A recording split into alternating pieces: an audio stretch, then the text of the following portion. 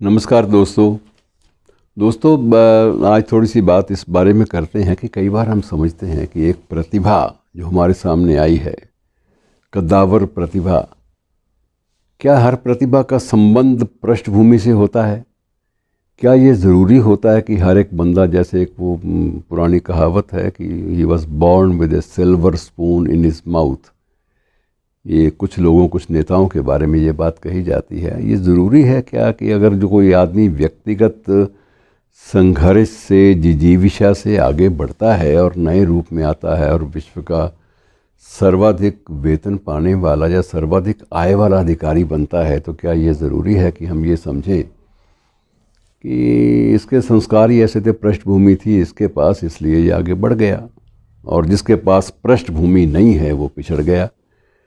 क्या ये एक तयशुदा फार्मूला मान लिया जाए? लेकिन मैं समझता हूँ कि बहुत सारे उदाहरण हमारी ज़िंदगी में ऐसे सामने गुजरते हैं जिनसे लगता है कि ऐसा कोई भी निर्धारित मापदंड नहीं है कि बड़ा आदमी बनने के लिए या बड़ी शख्सियत बनने के लिए पृष्ठभूमि का होना या समृद्धि का होना या बहुत समृद्ध संस्कारों का होना बहुत ज़रूरी है। ऐसा कुछ नहीं है।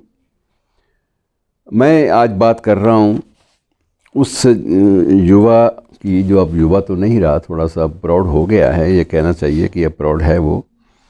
और ये ट्विटर जो बहुत बड़ा हैंडल माना जाता है विश्व में, सोशल मीडिया का एक स्रोत माना जाता है। ट्विटर पे बहुत बड़ी बड़ी शख्सियतें जो हैं वो बात करती हैं, वो उस पर जुड़ी रहती हैं उससे। ट्विटर का ये शख्स नया सीईओ है, नया चीफ एग्जीक्यूटिव ऑफिसर, सर्वाधिकार संपन्न, नाम पराग अग्रवाल। जन्म एक सरकारी अस्पताल में हुआ, अजमेर में। परिवार सारा का सारा मूल रूप से बम्बई में, आजकल मुंबई, वहाँ रहता रहा है, अब तो नहीं रहता रहा है। और पिता ने सिर्फ इसलिए अपनी पत्नी को, अर्थात पराग की माँ को, इसलिए अजमेर में मायके में भेज दिया कि मेरे पास संसाधन ही नहीं है कि मैं मुंबई के किसी अच्छे अस्पताल में तुम्हारा प्रसव करा सकूं। मैं अफोर्ड ही नहीं करता, मेरे पास इतने संसाधन हैं ही नहीं, बहुत महंगा शहर है, और इसलिए बेहतर यह है कि तुम्हें मायके भेज देता हूँ। वहाँ किसी सरकारी अस्पताल में परिजनों की देख रेख में प्रसव जो है वो संपन्न हो जाएगा। घर में इतना भी उसके पास संसाधन नहीं है पिता के पास कि वो अपनी पत्नी को, प्रसूता पत्नी की प्रसव की व्यवस्था कर सके एक बड़े शहर में, और वो इसलिए उसको छोटे शहर में भेजता है। और वही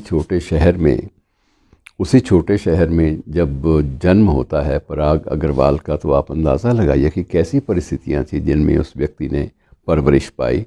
उस व्यक्ति के माँ बाप के पास इतने पैसे नहीं थे कि वो इसको बहुत समृद्ध उच्च स्तरीय शिक्षा दे सके, लेकिन प्रतिभा बाकायदा थी, और उस प्रतिभा का जो उसको पल्लवित किया, जो विकास का क्रम दिया, जो श्रम किया, जो मेहनत की, जो मशक्क़त की उसके विकास के लिए, वो स्वयं इस युवा ने की, जो अब तरुण है।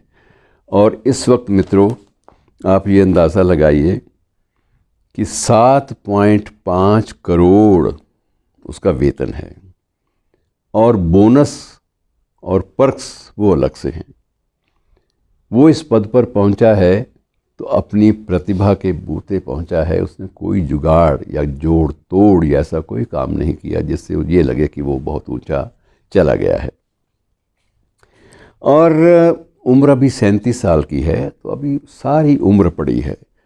उसको स्वस्थ जीने का सलीका भी आ गया है, समझ लीजिए, स्वस्थ और समृद्ध ज़िंदगी जीने का उसको सलीका आ चुका है। और ये समृद्धि उसने अपने तक सीमित नहीं रखी, बल्कि अपने परिजनों तक, परिवारजनों तक भी बांटी है। तो ये जिस बात पर मैं विशेष रूप से बल देना चाहता था कि ये जो उपलब्धियां दर्ज होती हैं इंसान की ज़िंदगी में, उनका श्रेय जो है वो परिस्थितियों को दिया जाना या पूर्व संस्कारों को या घर की समृद्धि को दिया जाना, ये गलत है। प्रतिभा है बकौल अदम, वही बात कि ये अलग बात है तामीर न हो, हर एक जहन में कुछ ताज महल होते हैं। तो इसके भी मस्तिष्क में, इसके जहन में कुछ ऐसे ताजमहल थे, अर्थात आगे कुछ उपलब्ध करने की एक जिजीविशा थी, एक ललक थी, जिसके बूते पर इसने मेहनत की। और जब इसने मैट्रिक पास की और तब भी, और जब आईआईटी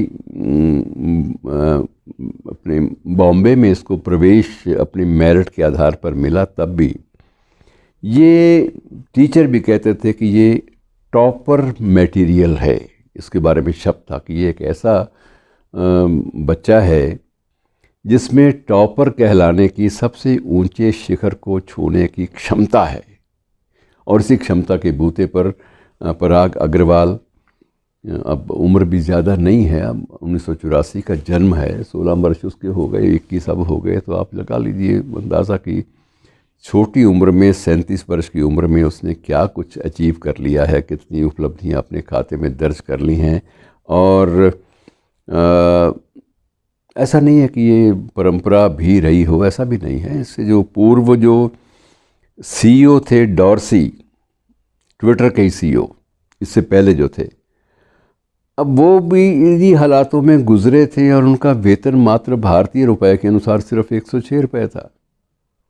लेकिन उसके बाद वह भी अपनी श्रम, अपनी संकल्प शक्ति और अपने आप को पल्लवित करने की ललक के साथ जब जीना उस शख्स ने शुरू किया, डॉर्सी ने, तो भी विश्व का सर्वाधिक वेतन पाने वाला सीईओ, सर्वोच्च अधिकारी बना इसमें सोशल मीडिया में।